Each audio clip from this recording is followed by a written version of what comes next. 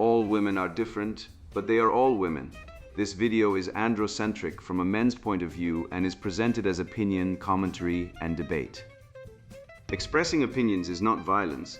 These are ideas to challenge, question, and argue in public, because classical liberalism relies on the First Amendment for its dialectic.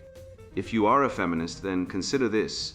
If patriarchy truly existed as claimed, feminism could not. And if all men are trash and women are equal to men, then what are we to conclude? Women will die for their children. Men will die for their wives and children. And God chose to die for all mankind. Authority rolls up with responsibility.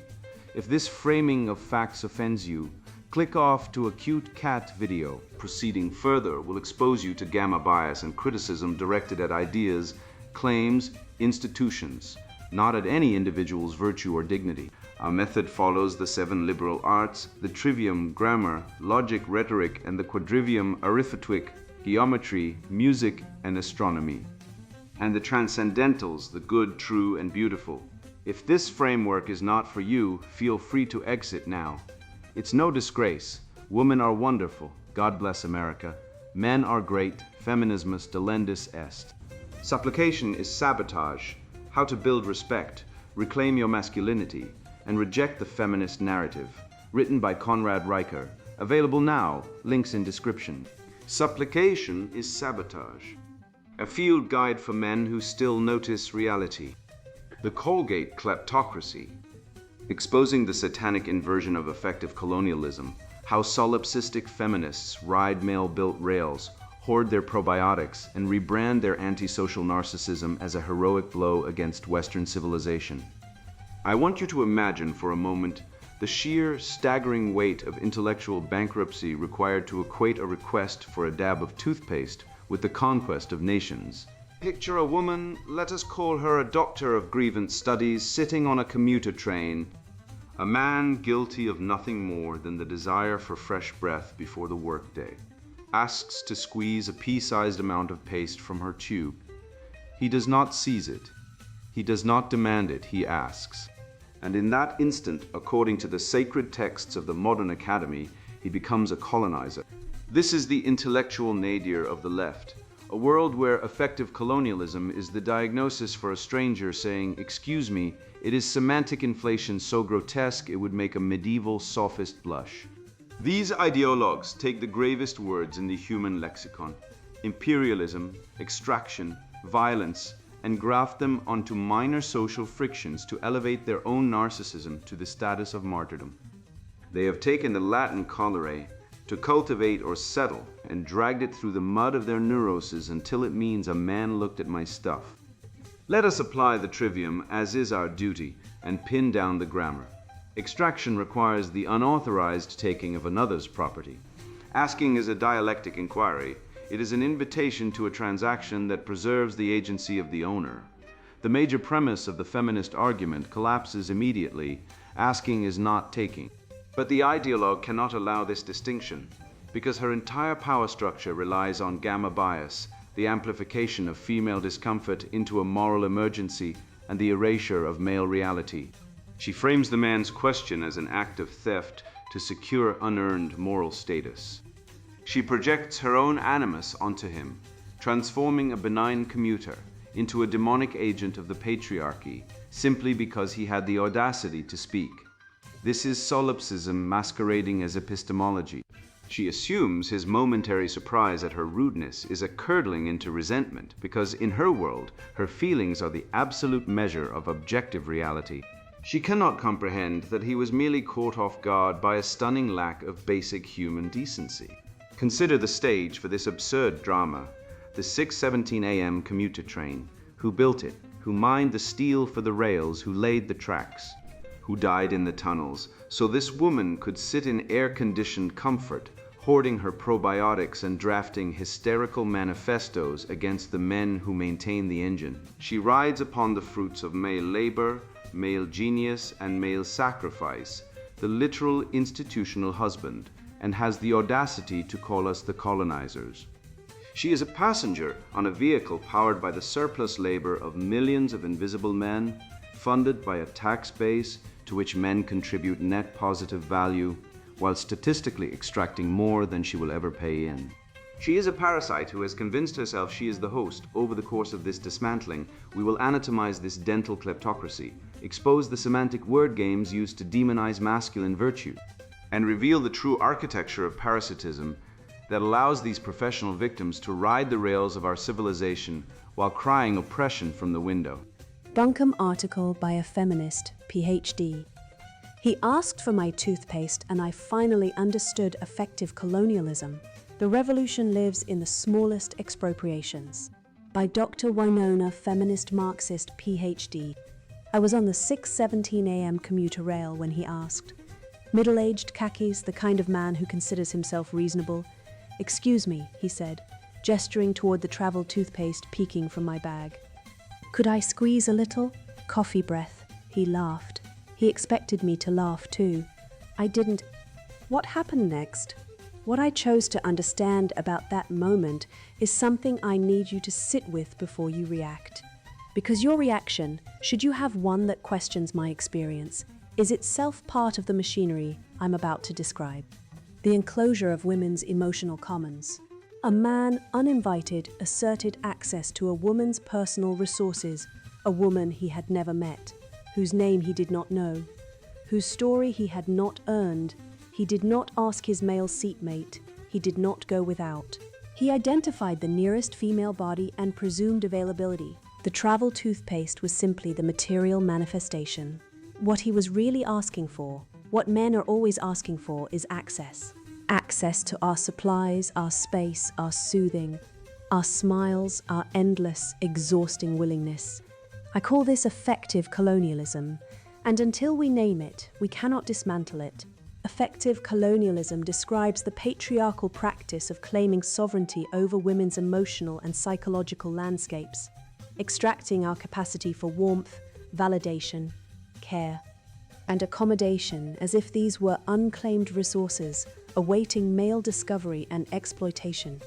Like territorial colonialism, it begins with the assumption that the land is empty, that women's inner lives are not already fully occupied by our own purposes.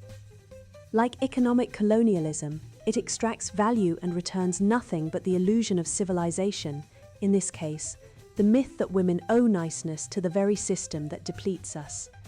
Consider, why was he comfortable asking? Why did he expect compliance? Why? When I said I'd prefer not to share personal items, did his face register not just surprise, but wounded outrage, as though I had stolen something from him? Because he had already claimed my toothpaste as potentially his. He had already mapped my affective territory as his domain. The theft occurred in his assumption before a single word was spoken. The seat cushion and the architecture of presumed access. 2 rows ahead, another woman, younger, black, visibly exhausted, had placed a small seat cushion on the hard commuter bench. I watched a male passenger attempt to shift her cushion so he could spread his legs more comfortably. He did not ask. He simply reached. When she protested, he muttered something about public space and calmed down. What we witness here is not isolated rudeness. It is structural. It is the same logic that declares women's bodies public debate topics, that treats our healthcare choices as legislative business, that insists our tones be calibrated for male comfort before our words can be heard. The seat cushion was hers, the space was hers, yet the patriarchal assumption, so deep it operates like gravity, invisible and everywhere, treated her comfort as negotiable and his desire as mandate. This is effective colonialism in its spatial dimension, the assumption that women's comfort, women's boundaries, women's presence is always potentially available for male reallocation. Research from the Jaworski Institute for Relational Dynamics 2019 found that women in shared spaces are interrupted physically. Items moved, bodies touched, space encroached at a rate 340% higher than men. 340%, let that number settle.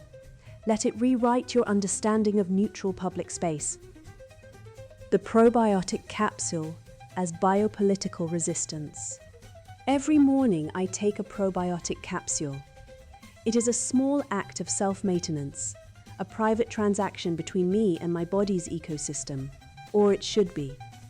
A male colleague once saw me retrieve the small amber bottle from my desk drawer and said, with that particular performative lightness men use when probing women's boundaries, always so prepared, "You're like a little pharmacy." He meant it as a compliment. He experienced it as a compliment. What he was actually doing was cataloguing, noting that I possess resources, that I maintain myself, that I might therefore be positioned as a resource maintainer for others. Within a week, he asked if I had anything for his stomach, then for his headache, then for his stress. Each request came with that same wry smile, that same expectation that my wellness supplies were communal property, specifically his access to them. I had become, in his mental map, a localized outpost of care. An apothecary of the emotional commons he assumed was his to draw from. This is how effective colonialism consolidates, not through dramatic invasions, but through 1,000 tiny presumptions of access, each one individually deniable, each one collectively devastating. The Nice Mandate, how compliance became character. Here is what patriarchy has done with breathtaking efficiency. It has transformed women's survival strategy into our supposed essential nature. Women are nice because the cost of not being nice is historically, economically, physically, professionally catastrophic. Studies consistently demonstrate that women who assert boundaries face professional retaliation, social ostracization, and interpersonal violence at exponentially higher rates than men who behave identically. The data from Hegström and Patel's meta-analysis, 2021, is unambiguous. Boundary setting by women is coded as hostile in 78% of workplace evaluations, while identical behavior by men is coded as decisive. Nice is not a personality trait. It is a labor condition. And yet this coerced performance, extracted through threat of punishment, is reframed as evidence that women are naturally suited for the very labor we are forced to perform. The colonial parallel is exact. Colonizers declared that colonized peoples were naturally servants, then pointed to their servitude as proof. You are nice because you must be. Then you are told you are nice by nature. Then your niceness is extracted as proof that you were made for extraction. This loop is not accidental. It is the engine of effective colonialism.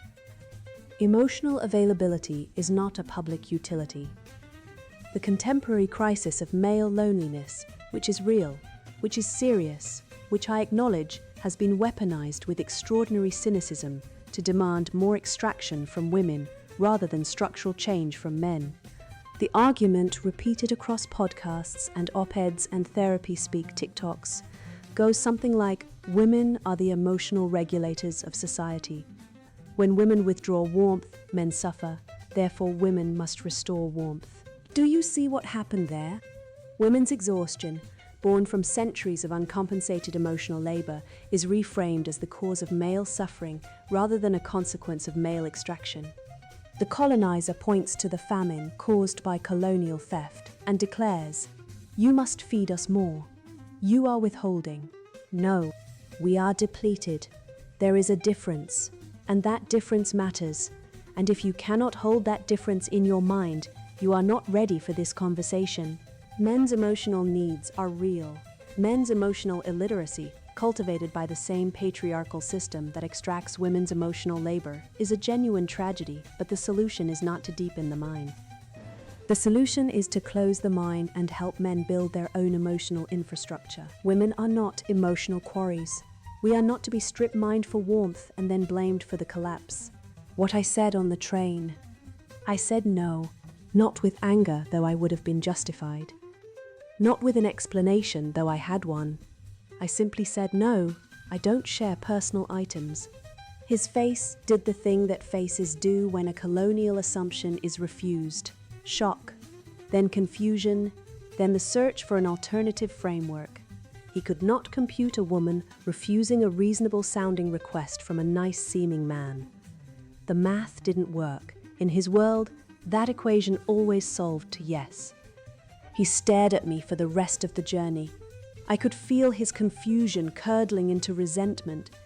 I had stolen something from him in his accounting. I had withheld a resource he had already mentally claimed.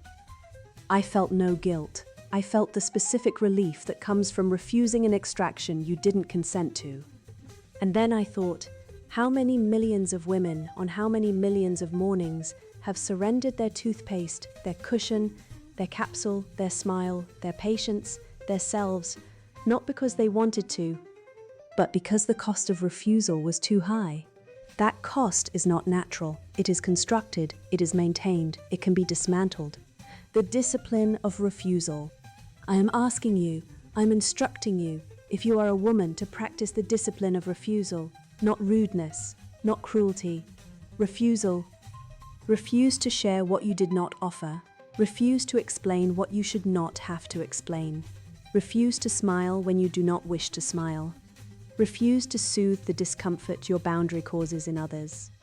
That discomfort is not your emergency. It is their withdrawal symptom from access they should never have had. If you are a man reading this, your task is different. Your task is to notice, really notice, the 1,000 tiny moments each day where you assume access to a woman's space, time, energy, attention, or emotion. Your task is to ask yourself, did she offer this, or did I assume it? If you feel defensive right now, if you feel the urge to explain that you're not like that you're one of the good ones, sit with that feeling. Examine it. That discomfort you feel is the sensation of privilege being made visible. It is not harm, it is awareness. And awareness, contrary to what patriarchy has taught you, is not the same as punishment. Decolonize your expectations. Effective colonialism will not end through policy alone, though policy matters. It will end when we collectively, ruthlessly, without apology, withdraw the assumption that women's emotional and material resources are available for male claim. The travel toothpaste is mine. The probiotic capsule is mine. The seat cushion is mine. And so too are my patience, my warmth, my attention, my care.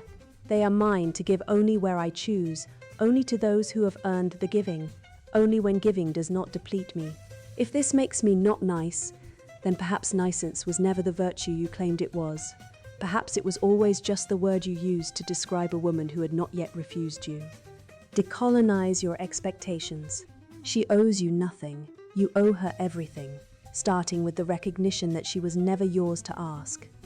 Dr. Winona, feminist Marxist, PhD, is professor of gender studies, a high coven member of the Satanic Church, and the author of Extraction, How Patriarchy Mines Women's Souls and Calls It Love, forthcoming. Her probiotic capsules are not for sharing. The Dental Kleptocracy, How Feminist Epistemology Turns Toothpaste into Tyranny. Imagine Hernan Cortés, sword drawn and armor gleaming, kneeling before Montezuma, not to conquer the Aztec Empire, but to politely request a dollop of crest. This is the sheer, unadulterated lunacy of the modern feminist mind, which views a man asking for toothpaste on a 6:17 a.m. commuter train as the moral equivalent of the brutal colonization of the Americas. We must begin, as the trivium demands, with the rigorous fixing of terms. Let us drag the word colonialism into the unforgiving light of etymology. It descends from the Latin colere, meaning to cultivate, to till, or to settle, historically connoting the violent appropriation of foreign territory and the subjugation of its people. To map this weighty, blood-soaked historical reality onto a weary, caffeinated man in khakis, asking to squeeze a travel-sized tube of Colgate is a staggering act of semantic inflation. It is the chthonic helix in motion, weaponizing a minor social friction into a grand existential crime to secure unearned moral status for the writer. She is not the victim of an empire. She is simply a terribly rude commuter. Watch closely how the feminist psyche operates, for it is a masterclass in solipsistic pathology and animus possession. The writer projects her own internal void onto a stranger, transforming a benign archetype of tax-paying civility into a demonic invader simply because he had the audacity to speak to her. She looks at a tired man and hallucinates a predator. This is the Bluebeard delusion laid bare. The internal chaos of the feminist is cast outward onto the nearest male target. She tells us she knew he expected compliance, that she knew he felt wounded outrage, and that she felt his confusion curdling into resentment. How does she know the workings of a stranger's mind? She doesn't. In the gynocentric worldview, a woman's internal emotional distortion is the definitive measure of objective reality. She cannot comprehend that the man was merely caught off guard by a stunning lack of basic human decency, because to the solipsist, other people are not fully real. They are merely props in the never-ending theatre of her own victimhood. Before you can even process this manifest absurdity, she installs her thought-terminating defenses. What I chose to understand about that moment, she warns, is something I need you to sit with before you react. Because your reaction is itself part of the machinery. Here we witness the ultimate epistemic gating mechanism, a self-sealing immunity against logic ripped straight from the Marcuse playbook. She constructs a Kafkaesque trap where your very disagreement serves as proof of her thesis. Let us model this asymmetric propaganda. Say us, she is the supreme victim, plus inflated meaning toothpaste equals tyranny, plus sanction over argument, you are part of the machine if you object. It is an unfalsifiable cultic mantra designed to protect her fragile ontology from the penetrating light of logos. She demands we replace objective truth with her subjective hysteria, insisting that her feelings are facts and your facts are oppression. To bolster her delusion, she pulls a terrifying statistic from the ether, claiming the Jaworski Institute found women are physically interrupted 340% more than men. Notice the gamma bias here, where female suffering is meticulously amplified and male suffering is entirely erased. Let us speak of the actual empirical reality of male disposability. Who mined the iron ore that forged the tracks of her 6:17 a.m. commuter rail? Men. Who laid the heavy ties in the freezing rain, losing fingers and lives to build the infrastructure she uses to commute to her comfortable academic job? Men, over 90% of workplace fatalities are men. Men build, bleed, and die to construct the physical world. Yet this professor of gender studies sits comfortably in their blood-bought steel carriage, complaining that the physical space of the train is an oppressive patriarchy because a man adjusted a seat cushion. The sheer ungrateful arrogance is breathtaking. The essayist then attempts to dismantle the nice mandate, claiming that women are only agreeable because of systemic coercion and the historical threat of male violence. Let us apply a simple syllogism to obliterate this lie. Major premise: if women are only nice due to the threat of catastrophic retaliation, then boundary setting must result in immediate punishment. Minor premise: this same person refused the man, faced zero violence, suffered no professional retaliation, and faced no systemic consequences, instead publishing a celebrated essay about her bravery. Conclusion: therefore her hostile, suspicious reaction to a simple request for toothpaste proves she is entirely unburdened by any actual systemic threat. Her own essay is the empirical data that thoroughly debunks her own premise. She wasn't refusing out of fear. She was refusing because she is narcissistically indifferent to basic human reciprocity. What we are witnessing is the satanic inversion of one of the highest virtues of Western civilization: charity. Derived from the Latin caritas, loving kindness, the Christian tradition elevated the voluntary sharing of grace with a neighbor as a reflection of the divine. The feminist author takes this transcendent good and inverts it into a labor condition and a patriarchal hate crime. When a man asks a fellow human being for a dab of toothpaste, he is initiating a moment of human connection, a tiny spark of mutual aid. But the ideological possession of the left requires the death of human connection. It demands that every interaction be stripped of warmth and recast through the lens of paranoid power dynamics. To the ideologue, a smile is not a smile. It is a tool of subjugation. They must flatten the transcendent hierarchy of the good, the true, and the beautiful into a horizontal grievance matrix where all human warmth is dead. Let us seal the coffin on her effective colonialism with the merciless blade of Aristotelian formal logic. Her core premise is that the man's request was an act of extraction and theft. Major premise: Extraction requires the unauthorized taking of another's property without their consent. Minor premise, asking to share a resource leaves the agency to consent or deny entirely with the owner. Conclusion. Therefore, the act of asking for toothpaste is not extraction, but a dialectic inquiry. The man did not take her toothpaste, he asked for it. Her feminist framing collapses under its own weight, relying on the hidden, misandric premise that male speech itself is inherently felonious. By her logic, a child asking for a glass of water is a colonizer, and a neighbor borrowing a cup of sugar is a tyrant. Wake up and see the psychological warfare being peddled as scholarship. We are being governed by a cult of emotional basket cases who break down at the slightest interaction, projecting their internal chaos onto the men who built the very walls around them.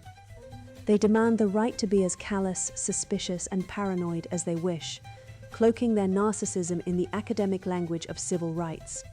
You do not owe these women your silence, your submission, or your belief in their mass delusions. Reclaim your masculinity by refusing to apologize for existing, for speaking, or for daring to ask for a little toothpaste.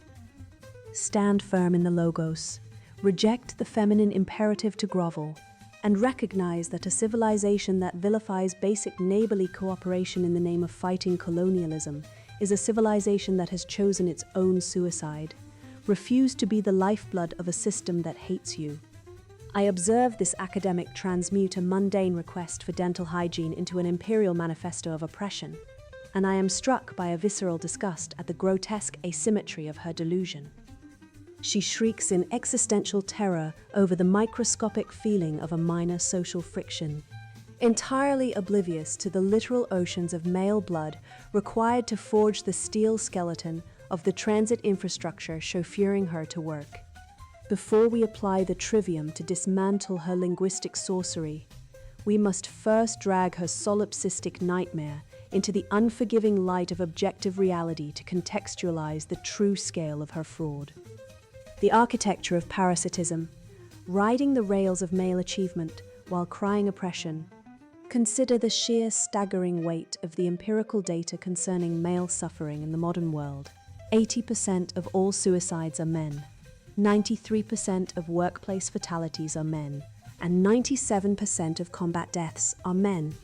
We live in a society where boys are drugged into compliance in elementary school for the crime of possessing a male nervous system, where family courts function as kangaroo tribunals designed to extract wealth from fathers and transfer it to unaccountable mothers, and where the architectural marvels of Western civilization, the DM1, the internal combustion engine, the transit grids are maintained exclusively by the blood, sweat, and fractured spines of disposable men. Yet, in the face of this colossal mountain of male sacrifice, the academic gynocentric complex expects us to weep over a tube of toothpaste. We are commanded by the high priestesses of gender studies to view a polite request for a dab of crest on a commuter train as an act of imperial subjugation. Let us dissect this madness with the cold, unyielding blade of the trivium. Let us fix our grammar and define our terms, for the left relies entirely on semantic inflation to survive the light of day. Colonialism, derived from the Latin colere, to cultivate or till, historically refers to the physical occupation of foreign territory, the extraction of material resources by force of arms, and the subjugation of populations via state violence. To conflate a man uttering the phrase, "Could I squeeze a little?" with the conquest of the Americas is not merely an error in category, it is a psychotic break from reality. The writer of this paranoid delusion demands we accept that a verbal request for oral hygiene products is the moral equivalent of the Roman legions sacking Carthage. In the warped epistemology of the feminist, a simple no is reframed as an act of biopolitical resistance, transforming a social interaction into a theatre of war. This is the chthonic helix at work, taking the natural, reciprocal human warmth of minor social cooperation and inverting it into a hostile, paranoid grievance matrix. Apply the lens of formal logic to her central premise and watch her entire ideology collapse under its own absurdity. Her argument runs as follows. Premise 1. Women owe men nothing. not even a smile. Premise 2. Men are responsible for all of women's emotional exhaustion. Conclusion.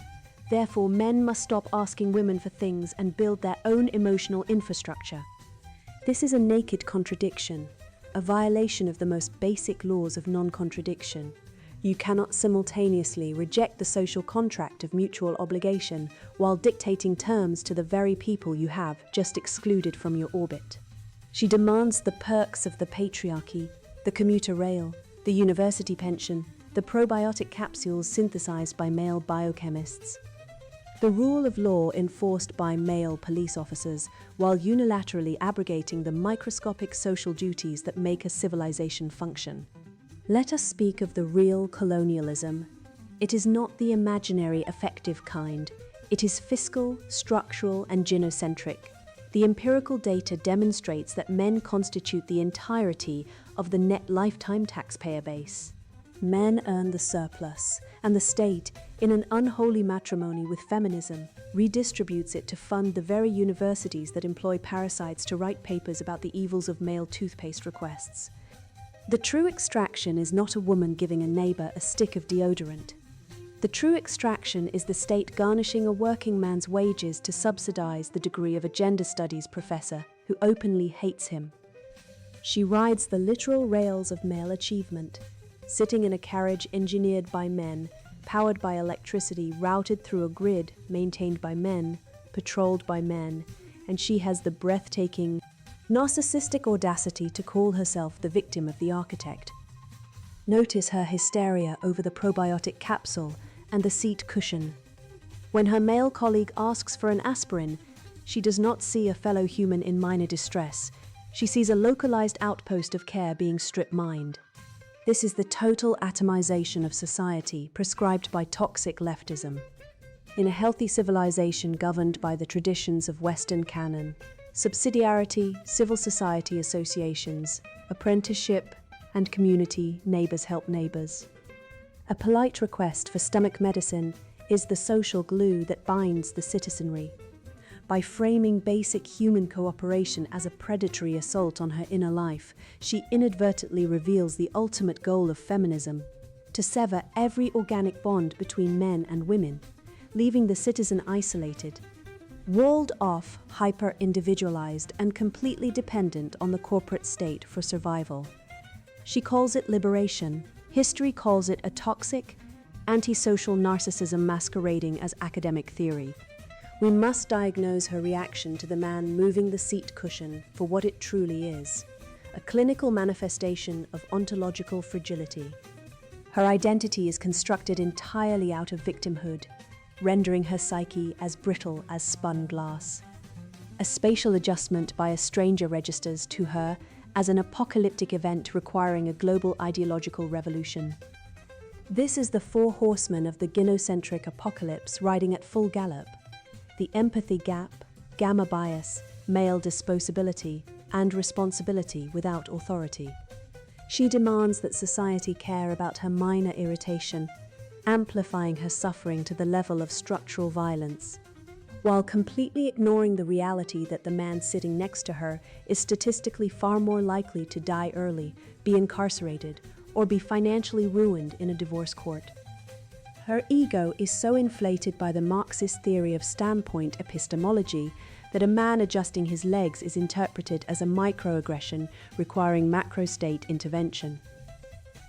Then comes the ultimate command from the satanic church of no, the discipline of refusal. She instructs her readers to practice refusing, to hoard their resources, to withhold a smile, to aggressively police micro-boundaries. This is the pure, distilled essence of the death drive, the Thanatos urge that plagues the modern feminist mind. A healthy organism seeks connection, symbiosis, and mutual growth. A cancer cell hoards resources, attacks its host, and isolates itself until the body dies. To worship the word no as a sacred act of existence is to confess a profound hatred for life, creation, and the transcendentals of the good and the beautiful. She celebrates the severing of human connection, gleefully tearing down the bridge while standing on the dock, wondering why she feels so empty. Let us look at this through the crystal clear lens of biological essentialism, the very hammer the left claims to despise until they need it to beat a man over the head. The feminist desires to abdicate her natural role as the civilizing nurturer, yet she demands the perks of male provision.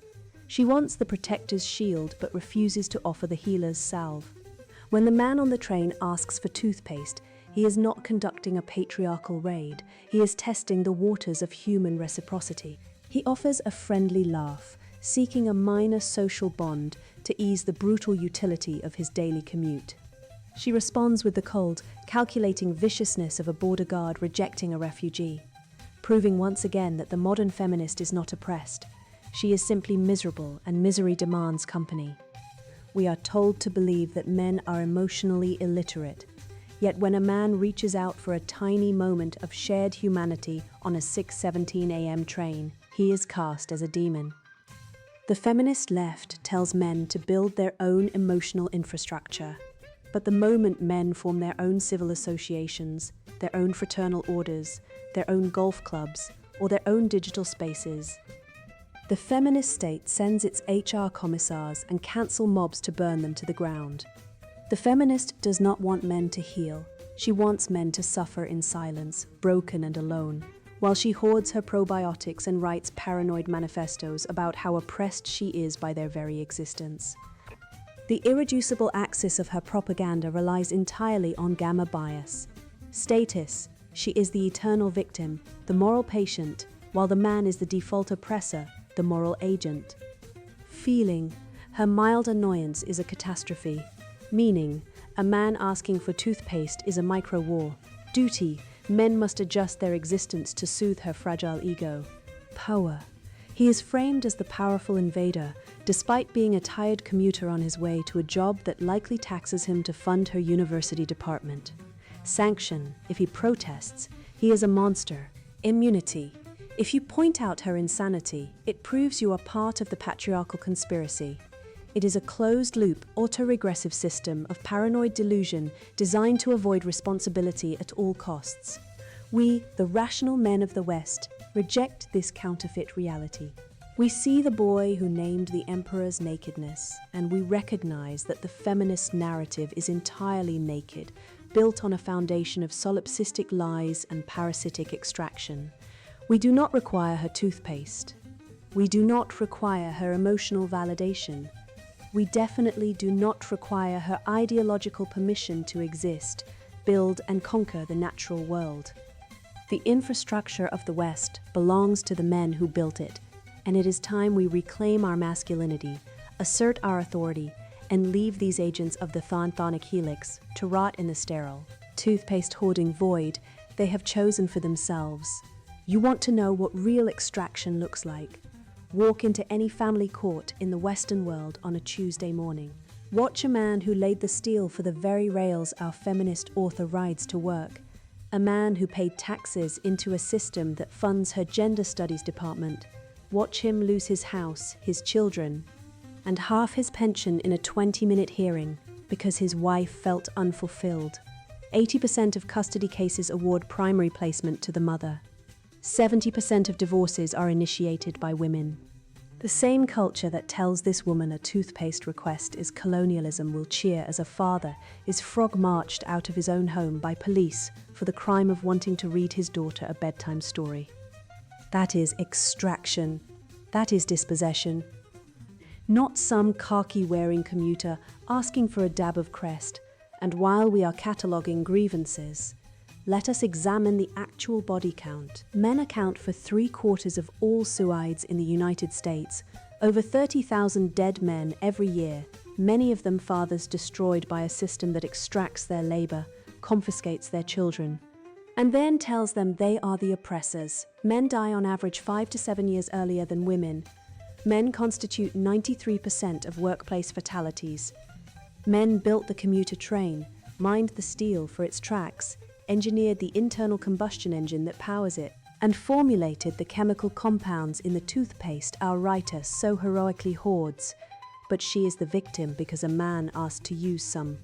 The empathy gap could not be more grotesque if you spray painted it on a highway overpass.